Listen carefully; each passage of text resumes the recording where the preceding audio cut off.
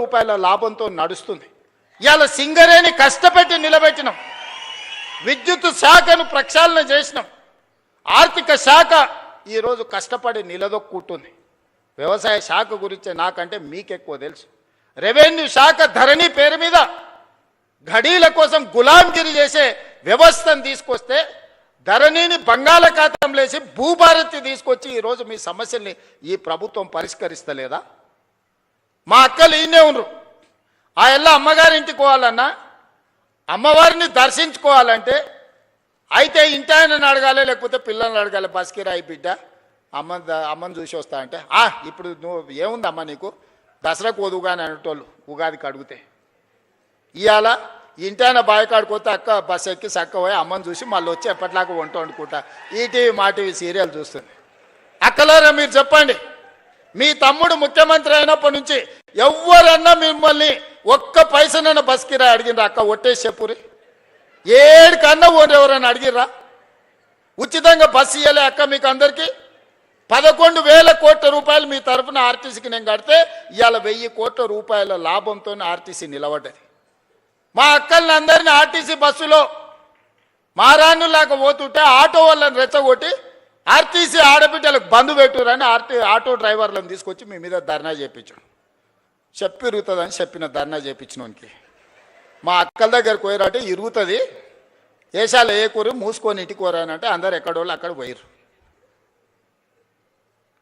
అట్లా మా అక్కల్ని ఉచితంగా బస్సులో పోతురని అవమానకరంగా చూస్తుంటే 1000 బస్సులు కొనిచ్చి 1000 బస్సులకు యజమానులకు మా మహిళా సంఘాలను చేసి యజమానులను చేసిన మా అక్కలు ఇవాళ 1000 బస్సులకు యజమానులు. ఎవరో దాన ధర్మం మీద బస్సులో ఉచితంగా తీసుకపోతే ప్రయాణం చేసేటోళ్ళు కాదు, 1000 బస్సులకు యజమానులు చేసిన.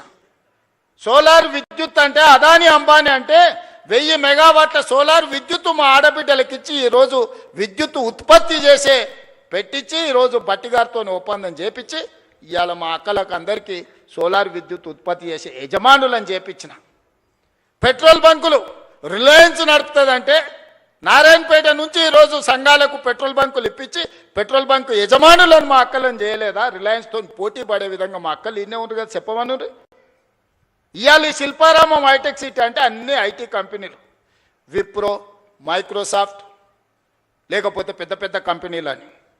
ఎప్పుడన్నా మా అక్కలకి పక్కనే 3.5 ఎకరాలు ఉందయా, 1000 కోట్లది. ఒకసారి ఇందిరా మహిళా శక్తి స్టాల్స్ అని దీని పక్కనే గోడ కూడా మొత్తం లేదు, పోత చూసిపోరు. 1000 కోట్ల రూపాయలతోని మా అక్కలు తయారు చేసిన వస్తువులు అమ్ముకోనికి హైటెక్ సిటీ పక్కన 1000 కోట్లు 150 షాపులు మా అక్కలు ఉత్పత్తి చేస్తే గ్రామాలలో ఉత్పత్తి చేసే వస్తువులను ప్రపంచానికే గర్వంగా ఇక్కడ పెట్టి ఇలా మా అక్కలకు హైటెక్ సిటీ పక్కన 1000 కోట్ల భూమి నేనిచ్చిన 1000 కోట్లు 8,000 గ్రామ సంఘాల కోసం మీటింగుల కోసం ఒక్కటేసారి మొన్న టెంకాయ కొట్టి ప్రారంభించిన. జిల్లా కేంద్రాలు తొందరలోనే 23 జిల్లాలలో వాళ్ళ మహిళా సంఘాలకు జిల్లా కార్యాలయాలు ఈరోజు కట్టిస్తున్నాం. ఇందుకోసం మేము పోవాలన్నా? పిల్లల ఫీజు రీఎంబర్స్మెంట్ పరిష్కరించి ఒక పద్ధతి పట్టుకొచ్చినందుకు వాళ్ళ తెలంగాణ ఉద్యమమే నిరుద్యోగ సమస్య కదా. ఓ శ్రీకాంతాచారి, ఓ కానిస్టేబుల్ కిష్టయ్య, ఓ ఈశాన్ రెడ్డి, ఓ వేణుగోపాల్ రెడ్డి, ఓ సురేష్ నాయక్, ఓ కవితా నాయక్, ఈ పిల్లలందరూ దేనికోసం చచ్చిపోయినరు? మేము అమరులమైనా సరే ఉస్మానియా యూనివర్సిటీ గేటును దాన్ని పెట్రోల్ పోసుకొని తగలబెట్టుకున్న యాదయ్య దేనికోసం చనిపోయిండు? యాదిరెడ్డి ఎర్రకోట ముందల చెట్టుకు ఉరేసుకొని దేనికోసం ప్రాణత్యాగం చేసిండు?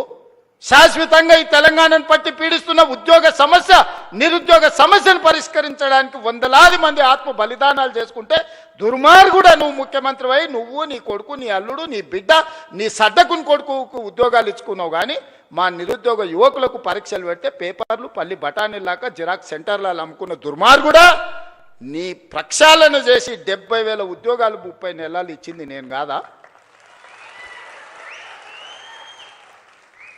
ఆడ ఈడ కాదు, గ్రూప్ 1 ఈడి నుంచే 562 మందికి ఈ నుంచే ఉద్యోగ నియామక పత్రాలు ఇచ్చిన.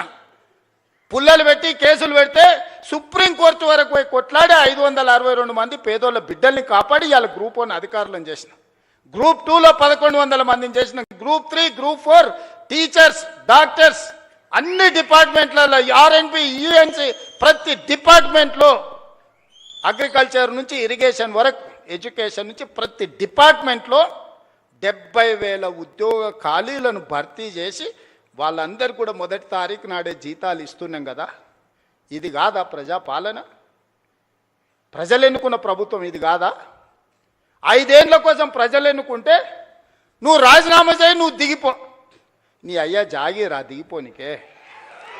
మీ తాతల గడి అనుకుంటున్నావా? గడి ముందల లేకపోతే మేమేమన్నా బానిసలం అనుకుంటున్నావా? ఏమనుకుంటున్నావు? బిడ్డ దుక్కి దున్నే చేతులు ఇవన్నీ ఇడు ఉన్నాయి. నువ్వు అనుకుంటున్నావేం మళ్ళా రావాలే, వస్తాడు, తిరుగుతాడు అని. వస్తే ఏమిస్తాడు? ఏమి చేయడు? మీరు ఆలోచన చేయండి సోదరులారా. రైతు రుణమాఫీ చేయడు, రైతు భరోసా ఇవ్వడు, నిరుద్యోగ సమస్య తీర్చడు, పండించిన పంట కొనడు. ఊరేసుకుంటే ఊరేసుకున్నట్టే అని చెప్పినోడు ఇవాళ 2,88,00,000 మెట్రిక్ టన్నుల ఉత్పత్తిని చేయటమే కాకుండా అన్ని ఒడ్లు ఉత్తమ్ కుమార్ రెడ్డి గారు కొని చూపించిండు. అట్లా చెప్పినోడు ఆయన ఫామ్ హౌస్లో 100 ఎకరాల వరి పండించుకుంటే 4,200 క్వింటాలు అమ్ముకున్నాడయా. మనకు 2,000 దిక్కు లేదు, ఆయనకు 4,200 ఏమో వడ్ల బదులు బంగారం పండిస్తున్నాడే ఫామ్ హౌస్లో. ఏమైనా గంజాయి పండిస్తున్నాయి, ఎట్లకెళ్ళి వస్తాయి? అంటే అధికారం ఉంది కదా అని నీ భూమిలో పండించిన పంటకు 4,200 కంపెనీలను వంగబెట్టి గుంజుకొని నువ్వా? ఆయన చేయగలిగింది ఒక్కటే, మళ్ళీ వచ్చిందంటే మీరు భార్యాభర్తలు మాట్లాడుకున్నా మీ ఫోన్లు ఇనుడు తప్ప ఇంకో పని చేయడు. ఫామ్ హౌస్లు ఎందుకుంటాడు? రాజకీయ నాయకులే విన్నాడంటే అర్థం ఉంది, అధికారుల ఫోన్లు విన్నాడంటే, నిఘా పెట్టిండంటే అర్థం ఉంది. పడనోళ్ళ గురించే దాన్ని విన్నాడంటే సరే ఏదో పడదు కాబట్టి విన్నాడని. అరే పిల్ల మొగులు మాట్లాడుకునేది నేను సిగ్గులేనోడు ఎవడని ఉంటాడా? ఏం బతికే అది బతక? అది కూడా బతికేనా? ఆఖరికి కన్న బిడ్డ కూడా చెప్పాను, నేను నా మొగుడు మాట్లాడుకున్నది కూడా ఈ దుర్మార్గులు విన్నారు అని చెప్పిందా లేదా? నేను కదా ఆయన సొంత బిడ్డనే చెప్పిందా? ఇంకెందుకే సిగ్గులేని బతుకు బాయిల దుంకి సావక? ఇంతకంటే సిగ్గులేని బతికేదాన్ని ఉంటుందా? ప్రతిపక్షాల వింటివి, అధికారుల ఫోన్లు వింటివి, పడనోళ్ళ వింటివి, పక్క రాష్ట్రాల్లో వింటివి, ఆఖరికి ఆలుమొగలు మాట్లాడుకుంటూ కూడా వాళ్ళ ఫోన్లు విని నీ పైశాచిక ఆనందం ఏందని నేను అడుగుతున్నా. అందుకోసం ఆయన మళ్ళా రావాలనా? పాపాల భైరవుడు అంట ఫామ్ హౌస్లు ఉన్నాడంట, మళ్ళీ రావాలనంట. ఆయన కోసం అంట మన అందరం ఎదురు చూస్తున్నామంట. ఇది వీళ్ళ జాతి, వీళ్ళ నీతి. అందుకే మిత్రులారా, ఏది ఉన్నా ఉన్నది ఉన్నట్టు చెప్తా, చెప్పిందే చేస్తా, చేసిందే చెప్తా, కాకపోతే కాదని చెప్తా.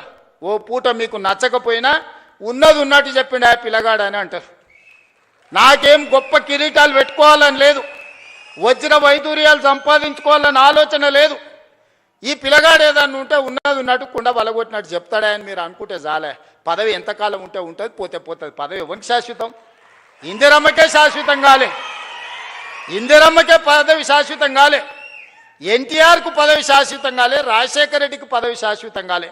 నాకు కూడా పదవి శాశ్వతం కాదు, మాటనే శాశ్వతం. మాట మాట్లాడితే నిలబడతాడు, మాట కోసం ఎంతకైనా నిలబడతాడు అనే పేరు కోసమే ఈ ప్రయత్నం అంతా. అబద్ధాల పునాదుల మీద ఈ ప్రభుత్వాన్ని నడపను. మీకు అబద్ధాలు చెప్పి మిమ్మల్ని నమ్మించే ప్రయత్నం చేయను. ఏమున్నదో అదే చెప్తా, ఏం చెప్పినో అదే చేస్తా. సోదరులారా, తెలంగాణ రైతాంగానికి నా విజ్ఞప్తి ఒక్కటే, వ్యవసాయాన్ని ఈరోజు కాలం మారింది, కాలానికి తగ్గట్టుగా మన నైపుణ్యం పెంచుకోవాలి. ఈసారి వర్షాలు పడవు, శాస్త్రవేత్తలు చెప్తారు. ఎలీనో వచ్చింది, నీళ్లు తక్కువ ఉంటాయి, వర్షాభావం పరిస్థితి ఉంటుంది, వర్షాల మీద నీళ్ళ మీద ఆధారపడ్డ పంటలు వేయకండి అని శాస్త్రవేత్తలు చెప్పారు. నేను గదే చెప్పిన. ఇక చూసినావా రేవంత్ రెడ్డి రైతులకు పంగనామం పెడుతున్నాను. అరే పంకమాలనోడా, వాన పడదురా అని నేను చెప్తున్నా. వాన పడకపోతే, నీళ్లు రాకపోతే, కాలువలు వారకపోతే వరి ఎట్లా వండుతుంది? కొంత తక్కువ చేయండి, తక్కువ నీళ్లతో వండే పంటలు వండించురు అని చెప్పిన. ఇది తప్ప? బజార్లో విలువ కలిగిన పంట సన్న ఓట్లు వేస్తురు. కొన్నిసార్లు మనకు తెలియదు, మనకి ఎవడు ఏజెంట్ వచ్చి అమ్మితే గవ్వే తీసుకుంటాం. 7 రకాలకు మార్కెట్లో మంచి డిమాండ్ ఉంది, 7 రకాలు వేస్తే కొనుగోలుతో పాటు బోనస్ కూడా ఇస్తానని మా ఉత్తమన్న చెప్పిండు. ఒక మంచి మాట రైతులతో, రైతు వేదికలలో ఆ ఇత్తనాలు పెట్టి రైతులకు అందుబాటులో తెచ్చి మళ్ళీ ఏ ఓటి నకిలివి లేకపోతే అవోటి ఇవోటి మీకు మీ తలకు దాల్గిచ్చారు కదా అని ఇవాళ రైతు వేదికలలో విత్తనాలు తీసుకొచ్చి మీ అందరికీ అందుబాటులోకి తీసుకొచ్చినాం. పంట మార్పిడి చేయండి అన్నాం.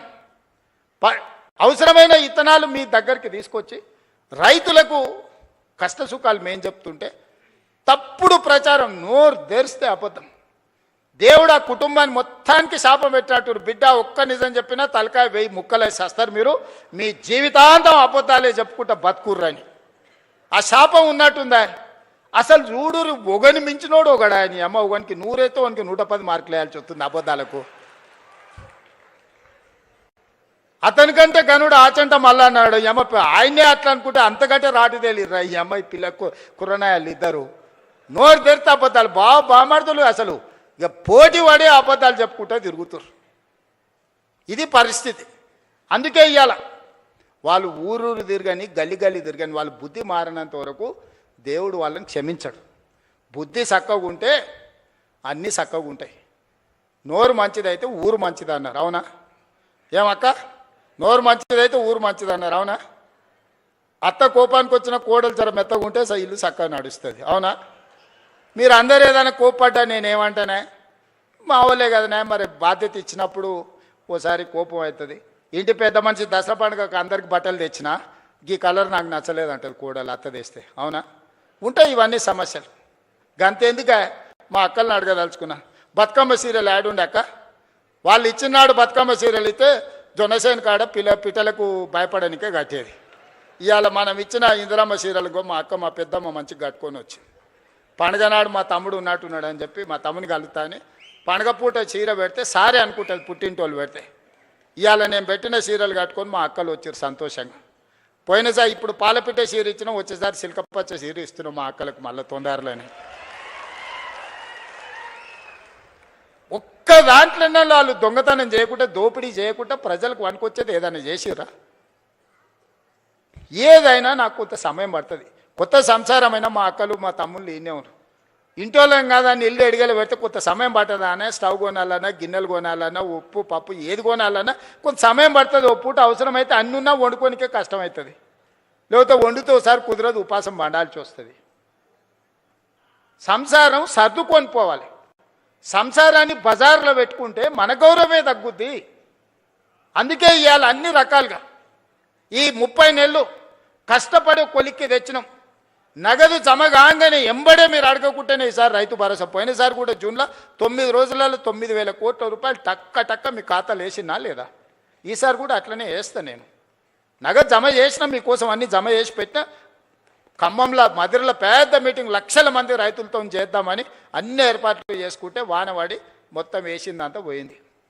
మా బట్టాన ఫోన్ చేసిండు, మొత్తం ఇట్లయింది కదా మళ్ళీ వారం వాయిదా పెట్టేద్దామని. మీటింగ్ వారం వాయిదా పెడతాం కానీ నగదేసేది మాత్రం వాయిదా పెట్టేది లేదు. ఎంబడే శిల్పారామంలో పెట్టారు నిన్న సాయంత్రం చెప్పినా ఇవాళ పొద్దున్నే పెట్టారు. మీకు కూడా పొద్దున్నే చెప్పుంటారు, అవునా? అంతేకాదు సాయంత్రం శిల్పారామం పోవాలని ఎప్పుడు చెప్పారు మా ఈర్లపల్లి శంకర్ వీళ్ళందరూ మీకు అందరికీ. ఇవాళ చెప్పిందే కదా, 3 రోజుల ముందు అయితే మీకు తెలియదు కదా ఈడు ఉందని. మరి ఏం జనార్దనన్న 3 రోజుల ముందు అయితే తెలియదు కదా. మరి ఇవాళ పొద్దుగాలు చెప్తే సాయంత్రానికి అంతా ఏర్పాటు చేసుకున్నాం.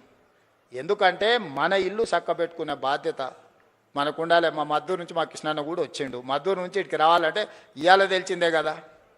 కాబట్టి అందుకే ఇవాళ ఏది కూడా ఈ ప్రభుత్వం మీది, ఈ ప్రభుత్వం మనది, ఈ ప్రభుత్వం ప్రజలది, ఈ ప్రభుత్వం మా ఆడబిడ్డలది, ఈ ప్రభుత్వం మా రైతులది, ఈ ప్రభుత్వం మా నిరుద్యోగ యువకులది. ఇది మన ప్రభుత్వం. మంచిగా చేసుకుందాం. పోలీసు నియామకాలు 5,000 పరీక్షలకు నేను ఇవాళ 5,000 ఖాళీలకు నేను నోటిఫికేషన్ ఇస్తే ఈరోజు గతంలో ఇవ్వకపోతే ధర్నాలు ఉండేటివి, ఇప్పుడు ఇస్తే ధర్నాలు చేస్తున్నారు. ఇది ఎక్కడదో. గతంలో మెట్రో కట్టమని మనం అనేది, ఇప్పుడు మెట్రో కట్టొద్దని వాళ్ళు అంటారు. గతంలో మూసిని ప్రక్షాళన చేయమని మనం అనేది, ఇప్పుడు మూసి చేయడానికే వీల్లేదంటారు. గతంలో రీజనల్ రింగ్ రోడ్ కట్టండి అని వేయండి అని మనం అనేది, ఇప్పుడు వద్దంటారు. ఏది చూసినా వద్దో అని ఒర్లువోతుల్లాగా తయారైన. మీరు ఒర్లినా పొర్లుడు దండాలు పెట్టినా, మీరు ఎండ్రిని దాగి బాయిలో దుంకినా ఇవన్నీ పనులు చేస్తా. మీరందరూ నిండు మనసుతో ఆశీర్వదించండి. ఈ ప్రభుత్వం మీది. ఈ ప్రభుత్వాన్ని కంచేసి కాపాడుకున్న బాధ్యత మా రైతాంగ సోదరులదే. ఇలా ఏం చేయకపోయినా మీ భార్య భర్తలు మాట్లాడుకునేది అయితే ఇంటలేమా, ఓటు ఎక్కువనో ఓటు తక్కువనో ఇచ్చినాం, కానీ మీ సంసారంలో సిచ్చు పెట్టే కేసీఆర్ లాంటి తప్పుడు పనులు మాత్రం చేయదలుచుకోలేదు. మళ్ళీ వచ్చిర్రా ఇక చివరికి భార్య భర్తలు మాట్లాడుకునే స్వేచ్ఛ కూడా ఈ రాష్ట్రంలో లేకుండా పోతుంది. అట్లాంటి వాళ్ళను మళ్ళీ రానిచ్చే సమస్యనే లేదు. చాలా మంది దీంట్లో అరుంధతి సినిమా ఎంతమంది చూసిండ్రా చేతురి? ఆ పశుపతిని బంధించిర్రా? గట్లనే ఫామ్ హౌస్లో బంధించిన పశుపతిని మళ్ళా గొలుసులు తెచ్చేది లేదు. అరుంధతి సినిమాలో రాక్షసుని ఎట్లయితే బంగళాల బూతు బంగళాలు వేసి బంధించినమో ఈ రాక్షసుని కూడా ఫామ్ హౌస్లో గొలుసులు వేసి మా రైతులు బంధించారు. బయటకు రానిచ్చేదే లేదు. ఇక గదే జైలు గదే మొత్తం. అంతేనా? సిద్ధమే కదా? మరి గట్టిగా సపట్లు కొట్టురు. ఇక బచ్చన్నా నమ్మకం వచ్చిందా నీకు? నమ్మకం వచ్చింది కదా? ఓకే, ధన్యవాదాలు సోదరులారా.